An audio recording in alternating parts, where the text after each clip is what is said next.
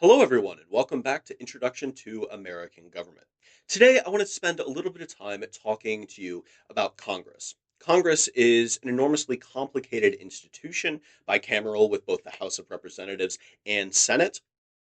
But the way that Congress accomplishes its business, the internal mechanisms of Congress, can be somewhat Byzantine and somewhat opaque for outside observers to really understand. So let's spend some time going through Congress and discussing how it actually works. In the Senate, there are two senators per state, 50 states, 100 senators, relatively straightforward.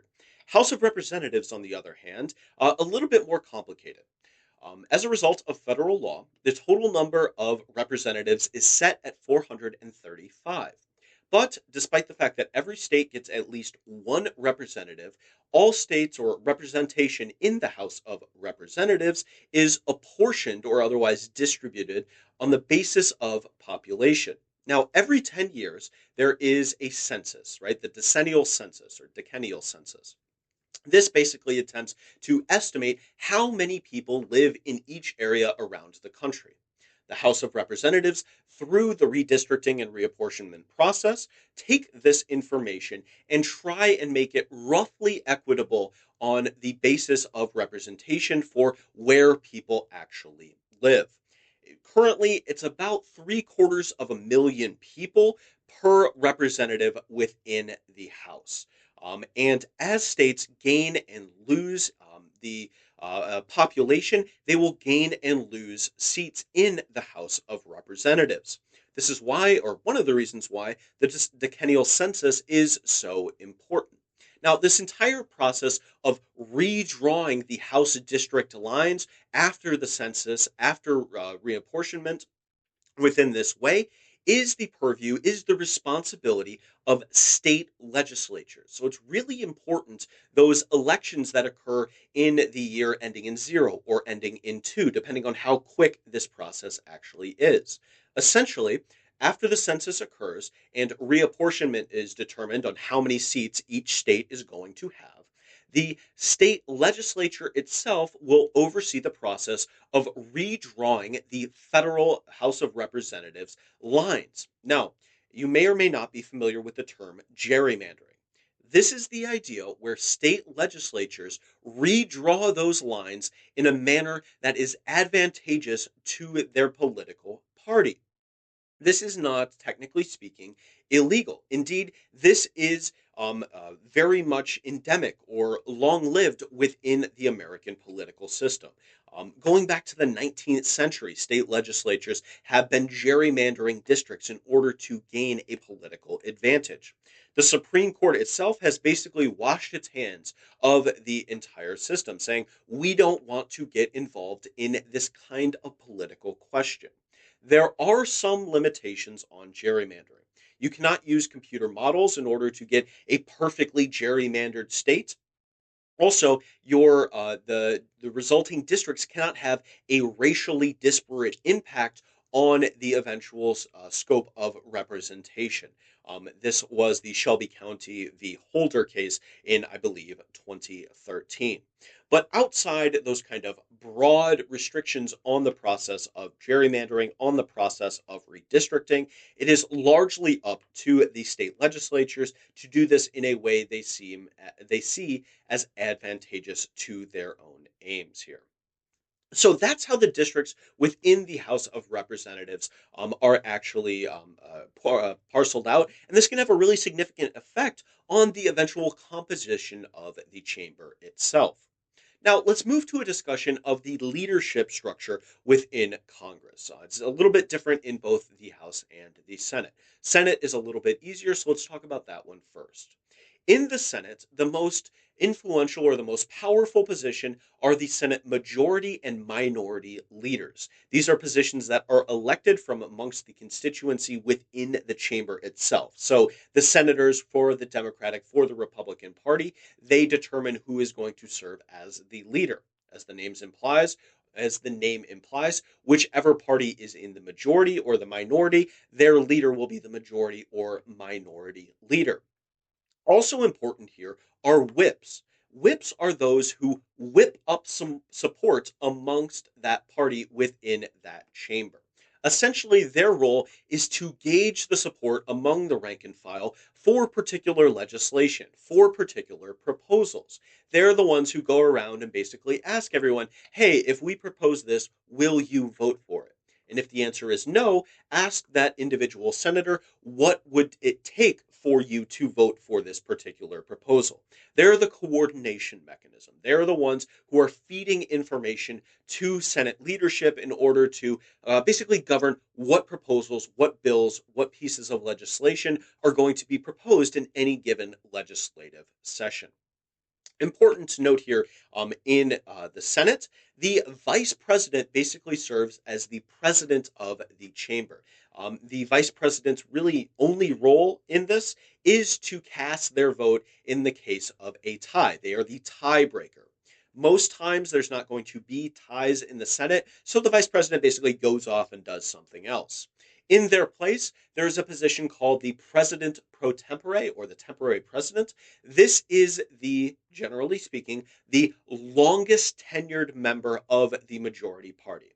This is the gold watch that you get on retirement. This is very much a symbolic position. It is not the case that the president pro tempore will ever cast the tie breaking vote. This is a ceremonial position. They do have their own duties, but this is not a position of political power. Again, in the Senate leadership, the Senate majority leader, and the minority leader are where the power lies. Now, let's switch over to the House. The House, with its 435 members, as opposed to the 100 in the Senate, has a lot tighter rules, a lot stricter rules on what representatives can and cannot do. And this is represented in the leadership within the House. You still have the majority and minority leaders, and you have the majority and minority whips, but you also have the Speaker of the House. We can think about this position as if the president pro tempore actually had power. This is a position that is elected by the majority party. It's the chamber as a whole, but in practice, it is the majority party that elects the Speaker of the House. The Speaker of the House actually has a number of powers beyond what the leadership has in the Senate. They control the calendar. They work closely with the Rules Committee to determine what are the rules going to be that govern debate over particular proposals. They will liaise with both Senate leadership as well as the president in order to coordinate the chamber. In terms of actual political power within the House of Representatives, the Speaker of the House is the place or is the position where the majority of that power lies. Now, when we are talking about the House, when we are talking about the Senate, what we're actually talking about are individual politicians. And these politicians themselves, their first and foremost, their superordinate goal throughout anything that they do is reelection, right? They cannot accomplish any of their other aims if they fail to be reelected. For representatives with their 2 year terms, this means that they are constantly keeping an eye to the next election. Senators with their staggered 6 year terms can take a little bit of time away from reelection, from campaigning, in order to get down to the actual business of legislating. But all members of both the House and the Senate constantly have their eye on the next election. As a result, many of their behaviors while in office really fundamentally center on this strive for reelection. And the manner in which they seek to represent their constituents is very often a reflection of this drive for reelection. Your textbook talks about the trustee model of representation, the delegate model of representation, what is important, descriptive versus substantive representation. The textbook does a good job going into that. I'm not going to go into that too deeply. However, the choice on how a senator chooses to be a trustee or a delegate or engage in descriptive or substantive representation is very often driven by a, let's call it, a calculation for whether or not this will be successful when pursuing reelection in the subsequent election here. Now, a couple quick things here. Um, Committees within Congress often get a bad rap. People don't like talking about committees. Committees are seen to be boring. Couldn't be further from the truth. But committees get a bad rap. People groan when you talk about committees. Committees are far and away the most important element to consider when understanding Congress. Congress itself is structured around committees. There are a number of different types of committees, standing committees, joint committees, and the like here. There are also different types of committees in terms of their jurisdiction. Basically, committees are the way that Congress breaks down its big task into its smaller constituent parts. And you might think this is a way just to break up the workload in order to give everyone something to do so that they all feel good. Not so. Very often, senators and representatives will serve on committees for many years. As a result of this, they gain expertise into the particular policy areas. So, for example, if a senator, if a representative is very much concerned about, let's say, environmental policy, they may serve on the committees that pertain to that topic for a number of years. They will become intimately familiar with federal legislation surrounding environmental protections. They will understand how the EPA works. They will know the people who work within the EPA. They will develop relationships there. So, if they want to accomplish a specific task, perhaps responding to their constituents on how they want to or what they want their representative or senator to do, they will know to a much greater extent than any other representative or any other senator how to accomplish that task. Moreover, here, when we're talking about committees, there are a whole host of different committees, all with different jurisdiction or areas of influence or areas where they are the first and last say on that particular area. But committees are not all created equal in terms of their prestige and in terms of their power. In the House, the House Rules Committee is enormously powerful and is very often tightly controlled, especially in the modern era, by the Speaker of the House. As I mentioned previously, the Rules Committee sets forward the rules that govern debate on any particular bill or any particular legislative proposal. If the Speaker of the House wants a piece of legislation to perhaps advance relatively quickly, they will work with the Rules Committee to adopt what are known as closed rules for that particular bill. This limits the scope of debate, this limits the number or type, or even if any amendments can be proposed while that piece of legislation is on the House floor. This is an attempt to expedite this piece of legislation. The Rules Committee can therefore thereby exert a significant influence on the likelihood of a piece of legislation actually passing, as well as the content of that legislation, even without going through the markup process themselves. Now, the House Ways and Means Committee is both the oldest committee in Congress, as well as the most prestigious. As you know, all revenue bills must originate from the House of Representatives. This was the framers' intention to have any tax legislation or any taxing legislation to originate from that chamber that it was most closely related to the democratic will of the people. 2 year terms, constantly turning over. So, if the House passes a tax bill, a revenue bill that the public doesn't like, they can get rid of those representatives and pursue a different tax policy much more quickly than if it had originated in the Senate.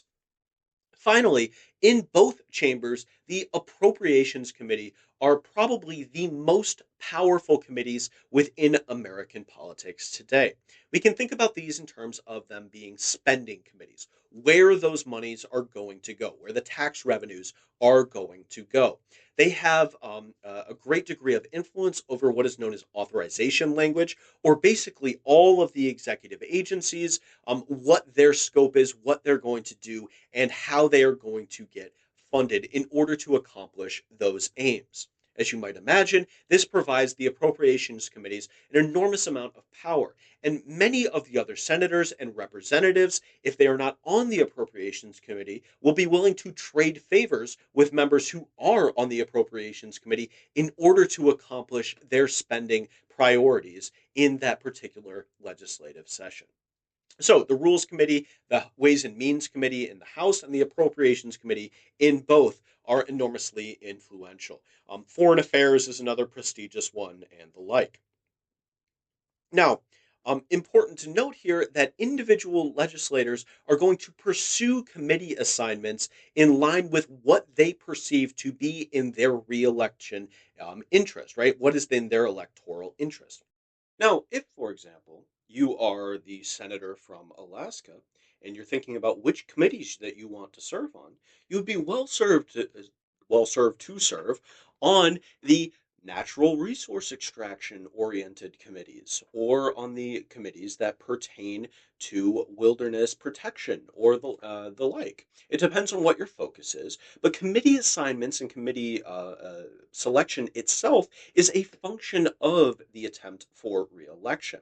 If you go on any senator's, any representative's website, and you go to navigate to the section where they're talking about their committee assignments, you'll get something of an approximation of what their political identity is trying to be framed as, or who they are trying to portray themselves as to the electorate.